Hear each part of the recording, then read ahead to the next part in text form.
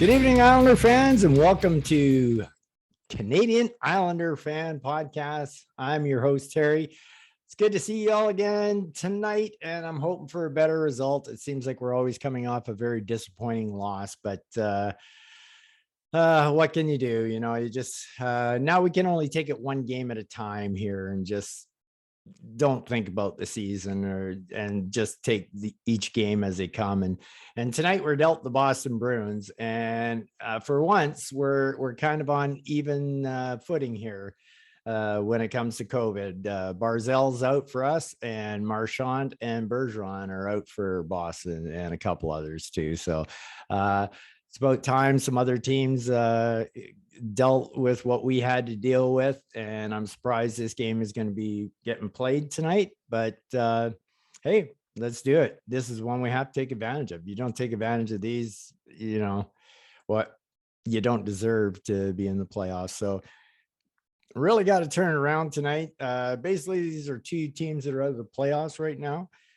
The Islanders are in 8th spot in Metro, and Boston is in 5th in the Atlantic. And the difference between these two teams, though, is the Islanders are 5 games under 500, where the Bruins are 5 games over 500. So definitely two teams going in different directions, that's for sure. So we're going to have to be on our toes tonight. Power play percentages is kind of out the window for Boston tonight because Bergeron and Marchand are about 80% of their power play as it is anyway. So whatever stats we have for their power play is kind of useless. So we're going to have to beat them into the specialty teams tonight and kind of take it to them. This is a team that's always been really good in the faceoff dot as well. However, they're missing Bergeron, who's over 60% this year. So that could help us.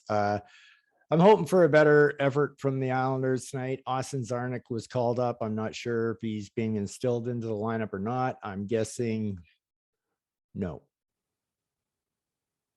unless somebody else is sitting other than Beauvillier. I think Beauvillier is coming back in the lineup tonight, and unless somebody else is sitting, then I don't see a way for Czarnik in. So anyway, that's what we got going into this game. We need a lot better effort from the Islanders.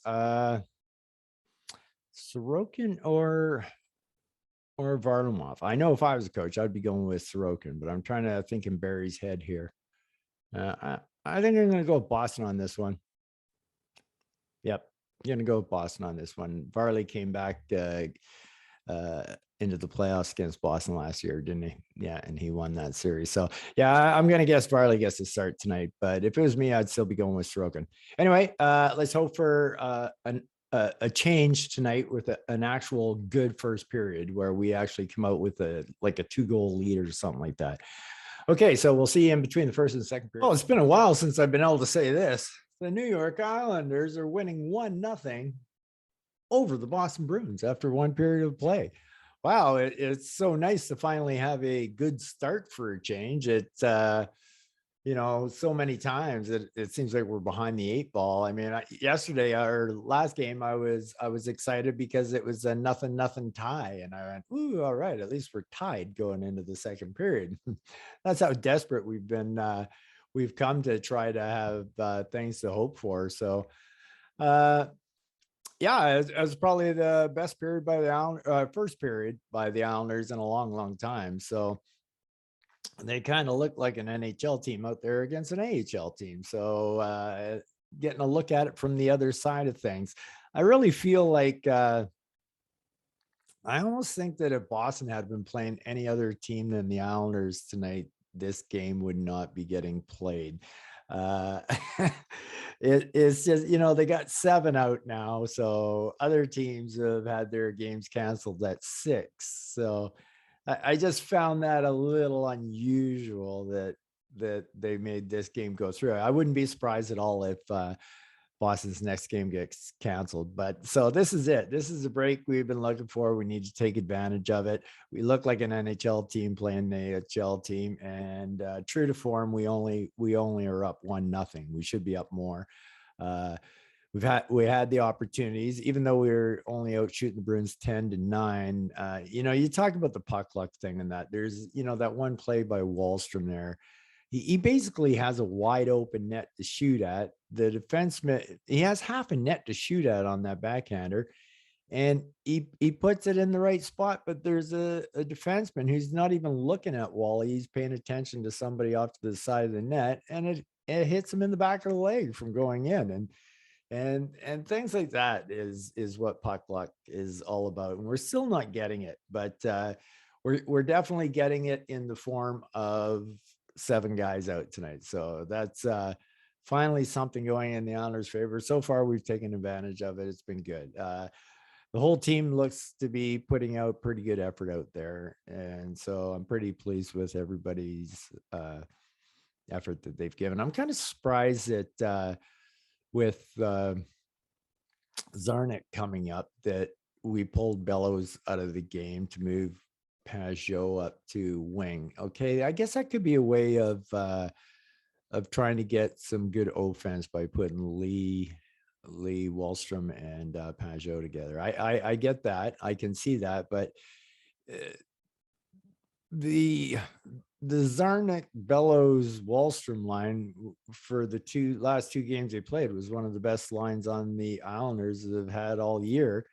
And I kind of thought we'd reunite them and just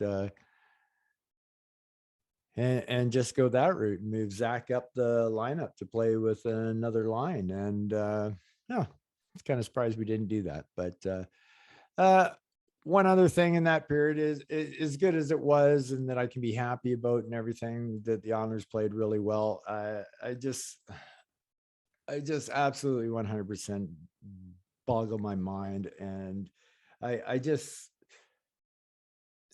almost can't take it anymore because it's just beyond ridiculous. Bailey is just such a black hole out there. I was listening to Brendan and Butch talking about how much better that line had been tonight and that they were playing so much better. And I go, no, guys, it's basically Bo and Nelson. From what I saw out of Bailey, like, people will say to me, oh, you always say, well, Bailey doesn't do this and doesn't do that. You want examples? I'll give you examples if you want examples. Okay. Everybody tells me how smart of a hockey player Bailey is, at least all these managers and GMs and everything and that. Okay. So we got a scrum in the corner. It's 2-on-2. And Bailey is the third Islander, and he's standing on the outside. So it's kind of like a rugby scrum. You just sit there and wait for the puck to pop out, and then you go with it. Not surprising that Bailey's not one of the two in there fighting for the puck, because he basically doesn't like contact anyway to start with. So anyway, so he's standing there doing what he's supposed to do. This is exactly what he's supposed to do. And the puck comes out. It comes squirting out right onto his stick. What does he do with the puck? He throws it back in. He threw it back into the 4 guys fighting for the puck. He just pushes it back in. I'm going like 30 seconds later, what does he do? We're breaking out of the end. He's coming across our blue line and we're heading up the ice.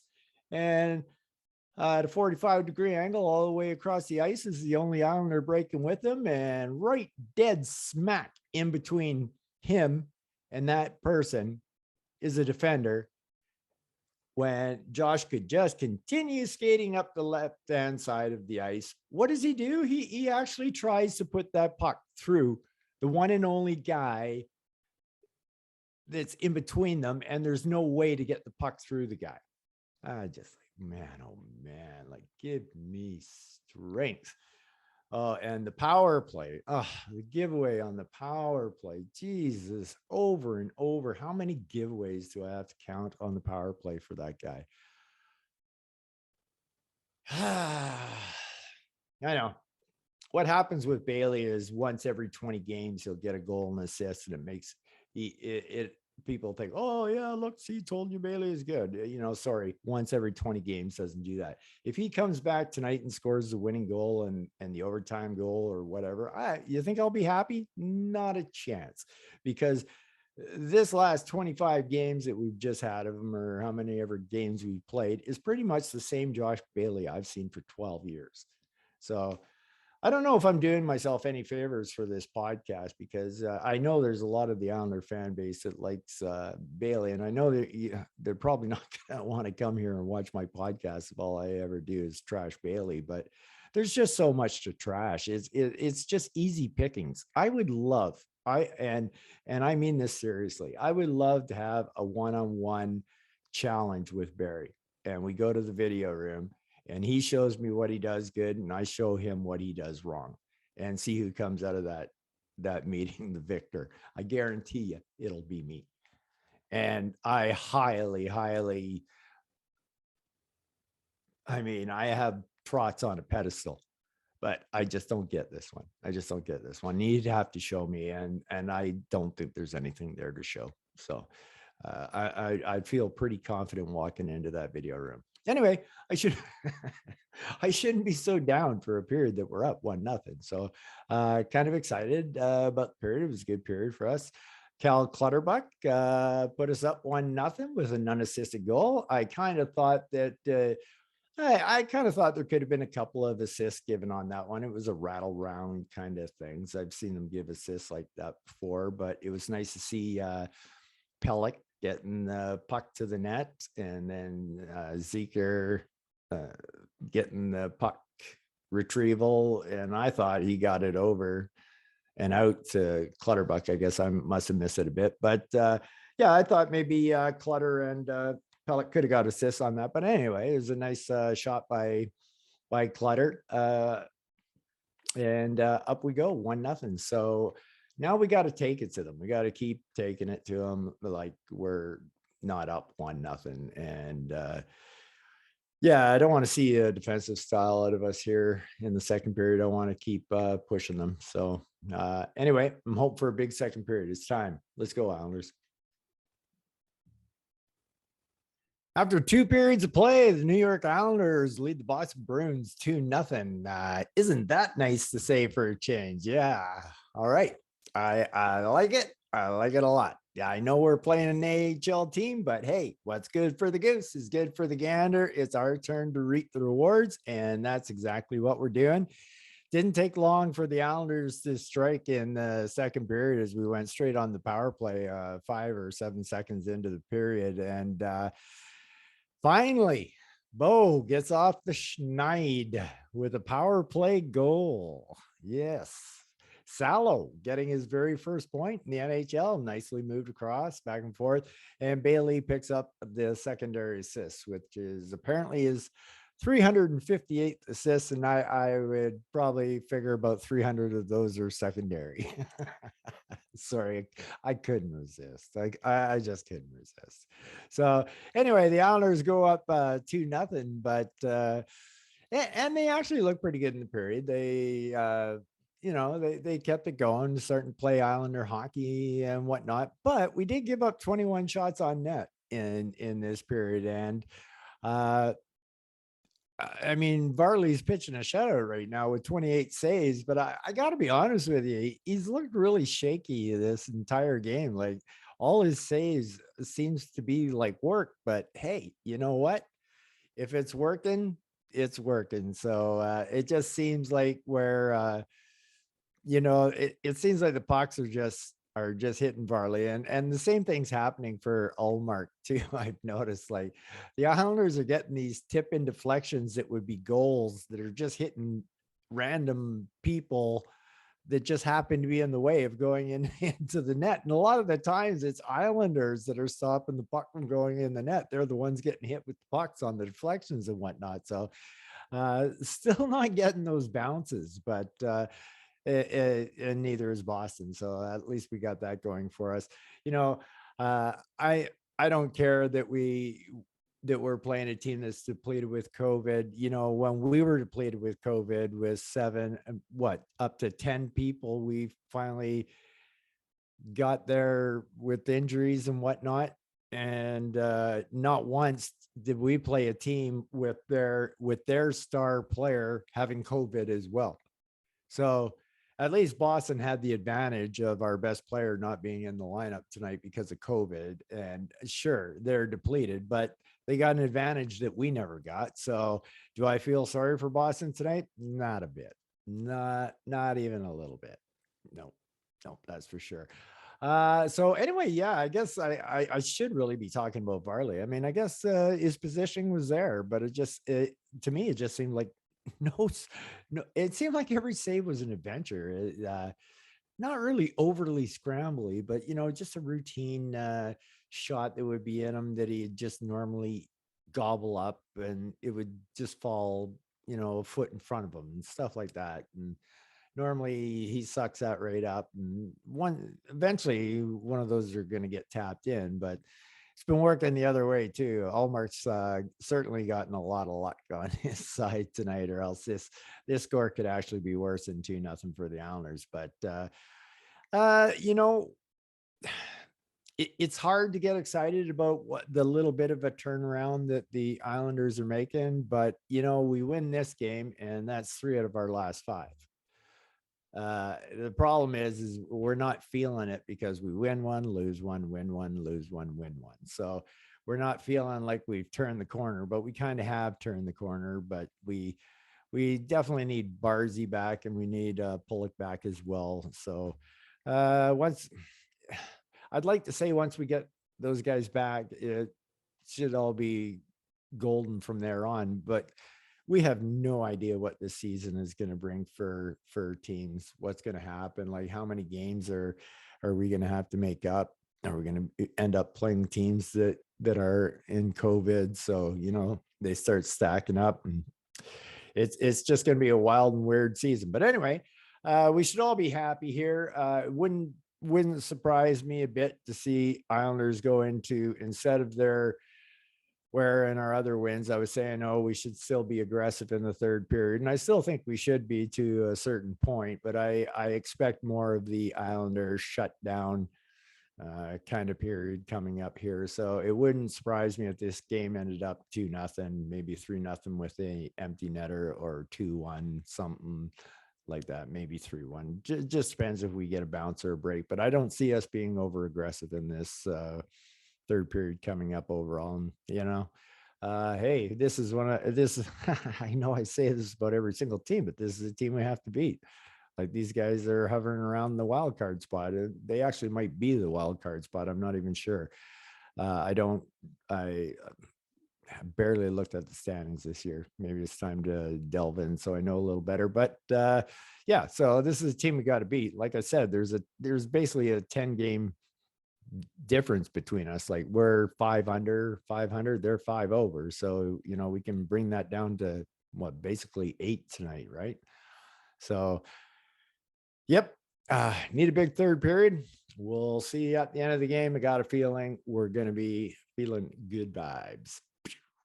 The New York Islanders beat the Boston Bruins 3-1 down at the UBS tonight. Woot, woot, woot. Yes, yes, yes. Feels kind of good. I know what the situation was. We basically beat an AHL team, but like I said earlier in the podcast, it's good for the goose, good for the gander. We watched that happen. Now, if it goes another 3 games with them, with those 7 guys out, then then we'll call it even. Yep. So we feel sorry for nobody. Anyway, great job by the Islanders. They did what they had to do. I kind of saw this period coming. They went into old-fashioned Islanders shutdown mode, and rarely did they jump up into the play in the third period. They were always watching their defensive back throughout the period. And overall, really good game by the boys. Did what they had to do, and finally came down to empty net time, and Cal Clutterbuck he picked the top shelf on an empty netter from basically center ice on a feed by Anders Lee. So that put us up 3-0, and game should have been completely out of hand by that point. However, Boston scores a fluky goal with a minute left to ruin Varley's shutout. I'm not too worried about Varley's shutout. I'm more concerned about the win that we picked up. I think the win's way more important than Varley's shutout. He'll still have great confidence. Had a lot of shots on net tonight and only let one in, and the one that got in on him was a fluke. So He's got to be feeling good about himself, getting his first win of the year. So Isles fans gave him a lot of nice Farley chants tonight. So yeah, you guys did a good job making him feel good. So Boston was kind of pushing, and we were kind of just bending and not breaking, doing the Islander thing. So I don't put much substance into the push that Boston put on us. I don't think it was anything really that tough of a push. So, but then again, you got to give the Islanders a lot of credit for making it not be a push. But Butch was right there when he was talking about the guys had to start getting across the blue line to make it harder for them to get in. Just because you're not attacking doesn't mean you give up such an easy entry into our end, and then we just keep you to the outside and run around, because eventually one's going to go in. So Butch was 100% right, and they kind of started doing that with about 4 minutes left there. So yeah, we'll take that victory for sure. Like I said, it's a team that we had to beat, the Boston Bruins. We have to bring them down, bring us up, and hope for the best each time. And we need 4-point games like this. We can't be anybody who we're chasing. We can't be giving them loser points and stuff like that. So we need to win. Like I said, never give up on this team. Right now we're sitting at 3 wins in the last 5 games. Okay. It doesn't feel like 3 wins in the last 5 games, because it's been 1 win, 1 loss, 1 win, 1 loss, 1 win. And so each time you start to feel good about the Islanders, they crash you right back down again. And then, oh, you win again, crash, win. Oh, so, but the thing is if you get that 2-game winning streak, that and it's hard to believe it's an elusive 2-game winning streak. We've had 1 this year. And if we could get it, then all of a sudden it's 4 out of 6. And that sounds a whole lot different than 3 out of 5 when they've been alternating wins and losses. And all of a sudden you start going, okay, 4 out of the last 6. All right, maybe we're finally starting to come out of this thing. Our worst COVID part is behind us. The road trip's behind us. And let's put our head down and just win 1 at a time and go for it. So yeah, pretty happy with the Islanders tonight. Good job, boys. Well done. Fans are all happy. So let's talk about the boys tonight. Who shall we talk about first? Let's talk about Austin Czarnik. I thought he had an excellent game. I really did. He's really deceptively fast. I like this thing. I noticed a little trend he does. He fakes out the defenders by, he pushes this speed that's makes it look like it's his top speed, and the defender kind of relaxes for a bit. When he relaxes, and Czarnik zips up to another level of speed. So he really uses his speed really well. He's like trying to lull the defender into false security and then just take off on him. And I really like that. He's done it really well. And I thought he had a really good game tonight. I thought he played really well. It was a shame that Czarnik couldn't have played with Wahlstrom and Bellows tonight. I really would have liked to see what they did together. And 3 goals in the last 2 games they played together, which was just 2 games ago. So yeah, but overall these games, super happy. Absolutely. And same could be said about Zach Parise once again. I mean, Butch pointed it out tonight enough, and it is just amazing the amount of effort that guy puts into every single shift. It's really fun to watch. Josh Bailey, well, he got an assist tonight on the power play. So there's that. And I think he actually shot more than he normally does. So I'll give him that, I guess. Yeah, I see.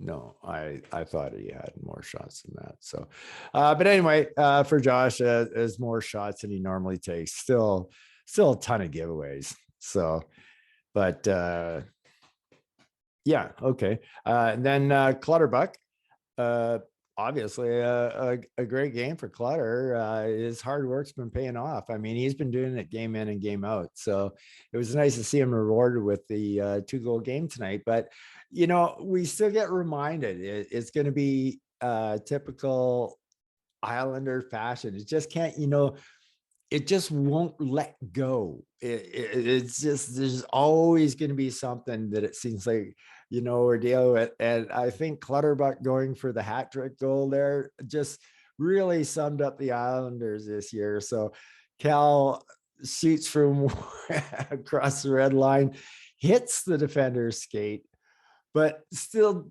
just not enough, and just absolutely bullseyes the goalpost.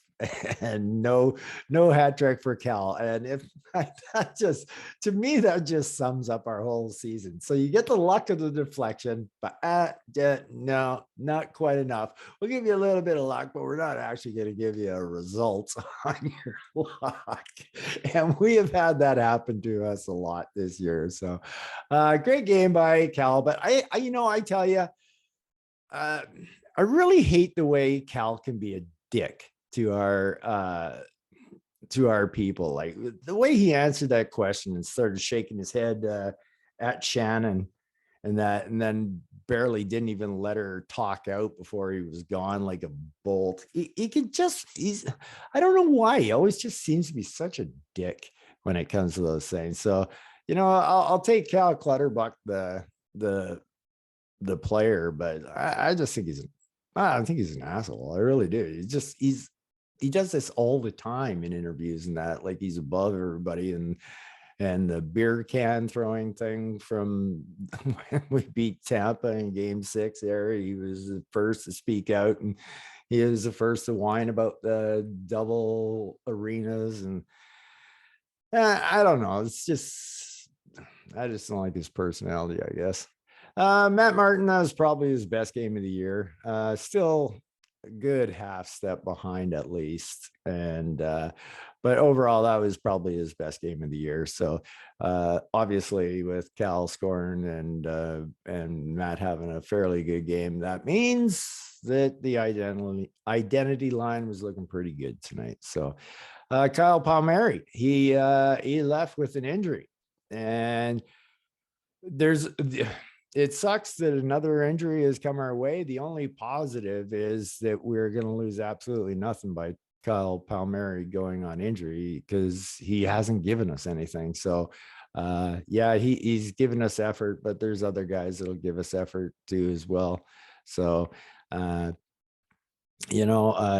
sucks. Like I said, it sucks that he's going down, and I don't wish any injury on any of our players or anything, but I just don't see it hurting us that bad, because we're not getting anything from him anyway. So we don't know what it's like to get anything from him. We have no idea what it's like in regular season to get the Kyle Palmieri that the Ducks and the Devils got. Like, what? It's three goals in about a half a season now, if you added up all his games from last year and this year. Yeah, so we're not really going to miss anything there. And if he ever comes back, if it's an injury and comes back as the old Kyle Palmieri, it'll be very welcome, that's for sure. Beauvillier, well, it's nice to see him get off the schneid, and it was pretty obvious that he's trying to send a message out to Barry that he cares, and that, because he scores a goal. And I also noticed that he twice was in there as the main combatant, sticking up for a teammate tonight. So Bo, who's not a fighter of any sorts, but he seemed to be the guy pushing it on to rough it up and that. And I'm like, oh, well, okay, you're sending a message to Barry. But yet on the other hand, then I thought to myself, I saw a lot of still bad little plays by Beauvillier tonight. I mean, he made some great back checks and stuff like that, but he still made some really stupid little dumb plays.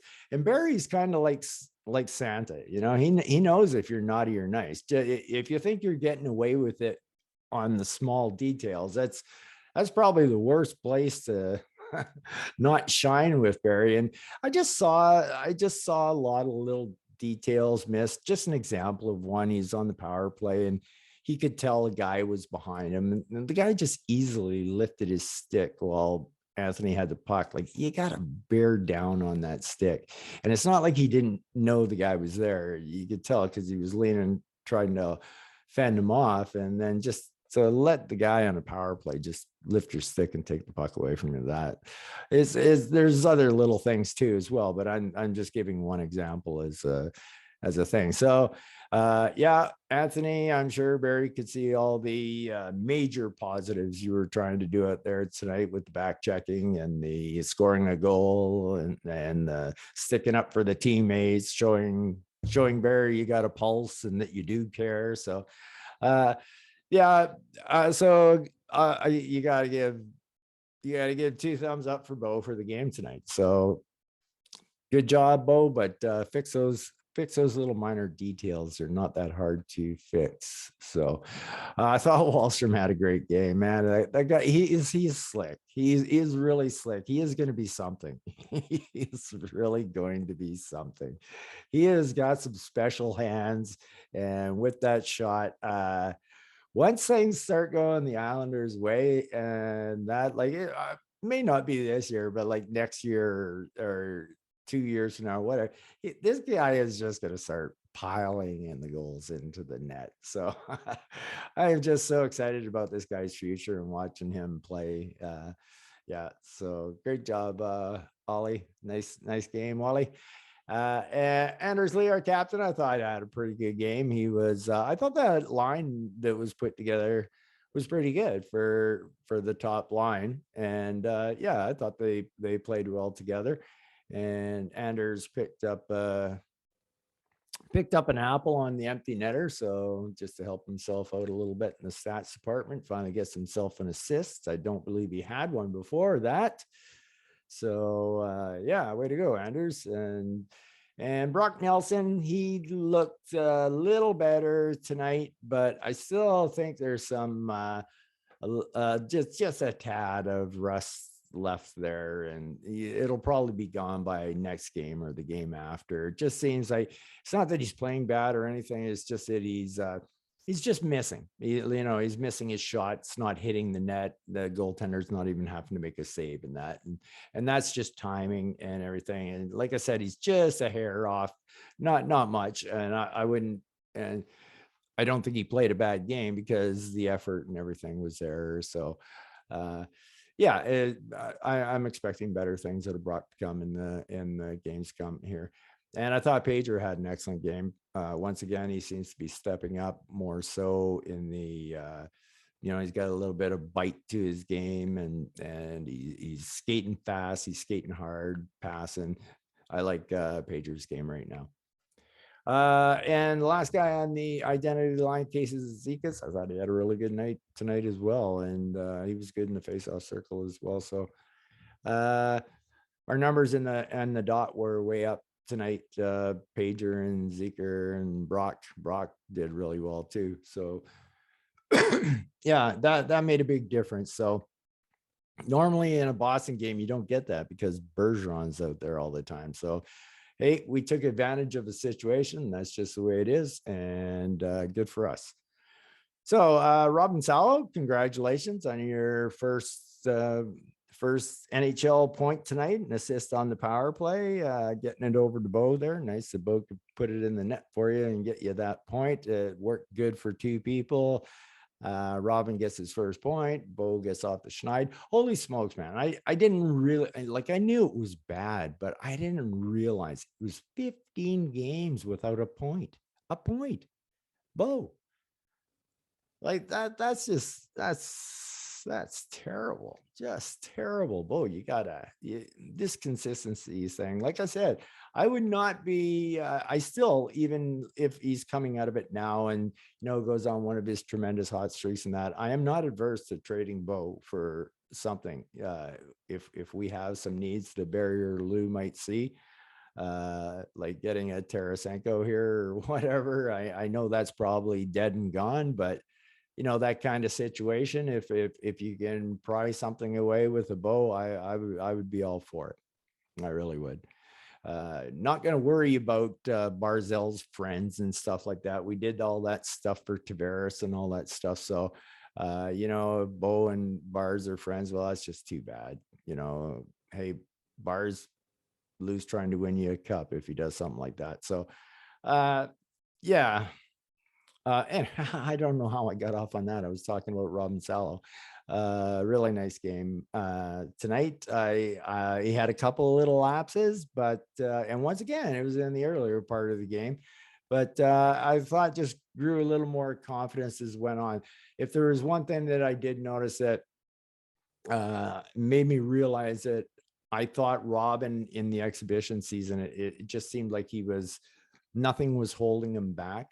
And I saw something tonight that I thought, oh, maybe he is holding back a little bit. He started with the puck from behind the net, and as he got to about the hash marks, he was carrying it kind of slow. He realized there was this huge area, excuse me, huge area of ice. So he took off, and I went, oh, good, because it looked like he was going to pass it. And I go, all right, he sees it and he's going for it, and he goes skating.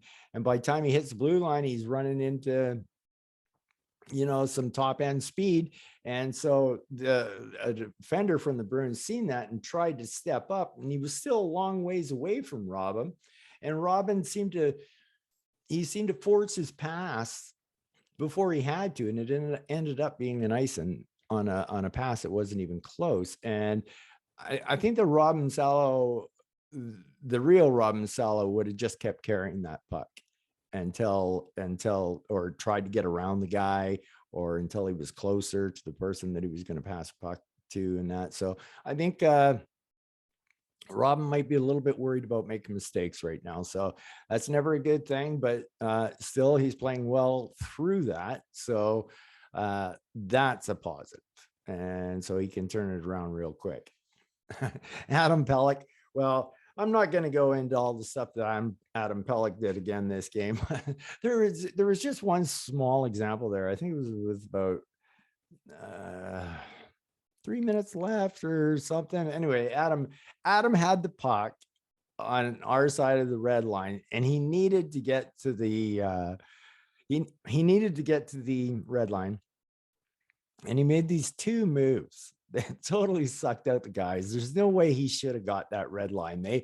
They had the angles on him and everything, but it was just a couple little juke moves, and before you know it, Adam had all the space to get to the red line and easily dumped it in. It's just like I said, it's just not something that sticks out to and people go, wow, maybe I'm weird, because I do go, wow, that was right on. Way to go, Adam.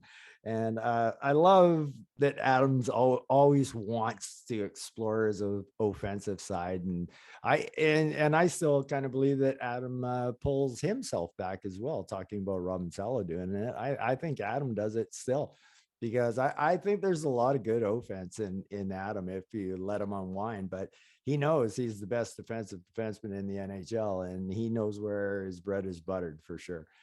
All right, Andy Green. I thought Andy had a solid game. There was a couple times out there I thought he was making some moves to get out of trouble that I'm going, Jesus, Andy, you look like a 20-year-old out there sometimes. A little spin around here and a juke there, and I'm going, Jesus, guy's rock solid. It was nice to see, because he had a pretty bad game. Well, it wasn't a good game. He had a bad game last game, so I'll just say that. Once again, Noah Dobson, you can just see it. And Noah would have continued his point streak tonight if Cal hadn't hit that post. But his 3-game point streak ended, but didn't mean that his good play ended. He's still looked great out there tonight. He's really blossoming into what we thought could happen. Scotty Mayfield, good game as well. And same can be said for Zdeno Chara. They just, they're shut down guys, and I mean, what can you say? They scored one goal, and it was a total fluke goal with 1 minute left in the game. So it's pretty hard to get down on any of our defensemen for what they did in this game. That's for sure. Varlamov, he played great. He had me worried in the first couple of periods. I thought he was struggling with almost every puck that he got. But then you got to think, Varley's not getting the kind of minutes that he's used to, and he's still coming off an injury. And he just, it's more rust, I think, than anything. I still haven't lost hope in Varley, and yeah, I love Varley. I was happy to see him do well tonight, and I wish he had got a shutout, but the most important thing was he got a win and felt a part of it. So that was really good to see. So well done, Barley. Great game. Pretty much good game by all Islanders. I was pretty happy with it. Seemed pretty typical. One of those 2-0 games that turns into an empty net and a fluke goal. 2-0 game that usually ends 2-0 or 3-0 or 2-1 or something like that. But typical Islander game where they go in there and shut them down. So anyway, what we can look forward to as positives of this one is we've actually won 3 out of 5. So that's a positive. And if you wanted to go even longer than that, then you take the 3 loser points as well. So you could go or points in 6 out of 8. I like the 3 out of 5 better, especially if we can tack on another win beside it and then go forward of 6 and start going forward of 6. And it's time to keep moving onward and upward. And that's what we have to do. And we kind of have to look at it like that. So baby steps. I mean, we're chasing 500. Now we're down to we didn't go 5 is the worst we've been there twice now. So once again, we've moved up to 4 under 500. So we need to keep moving that number up. We were chasing Philadelphia. Now we're chasing New Jersey. So our focus is first on the 500 and then on Jersey. If you find 500, you're going to be ahead of Jersey. That's just kind of the way it works. So anyway, pretty excited about tonight's game. Thought they had a great game. Played well, typical Islanders style. So good job, Isles. It is time to turn this into a 2-game winning streak. I've said this twice before already, and it hasn't happened, but we need to make it happen now. All right, great game, Islanders. You guys take her easy out there, and peace out.